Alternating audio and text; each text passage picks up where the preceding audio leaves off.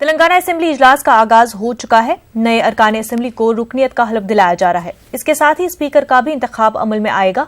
All India Majlis Ittehadul Muslimeen के रुकने assembly Mumtaz Ahmed Khan pro tem speaker हैं।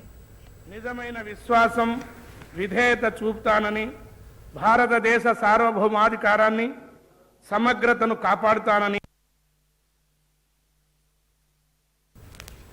कर्नाटक में बीजेपी का ऑपरेशन कमल फेल हो गया है। बागी कांग्रेस अरकान असेंबली के पीछे हटने से बीजेपी की कोशिशों को झटका लगा है। पिछले 7 महीनों में बीजेपी ने कर्नाटक में हुकूमत बनाने की दूसरी बार कोशिश की। उधर बीएस येदियुरप्पा दिल्ली से बेंगलुरु लौट आए हैं। उन्होंने कहा कि कर्नाटक में जोड़ तोड़ की कोशिश बीजेपी नहीं कर रही है। येदियुरप्पा ने सियासी हलचल के लिए कांग्रेस को मुद्दे इल्जाम ठहराया।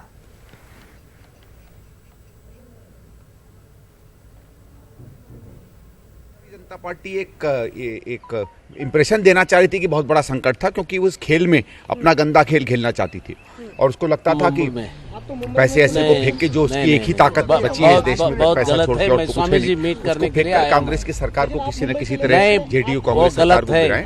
वो बात स्पष्ट हो गई और मैं कहते भारतीय जनता पार्टी को मुंह की खानी पड़ी।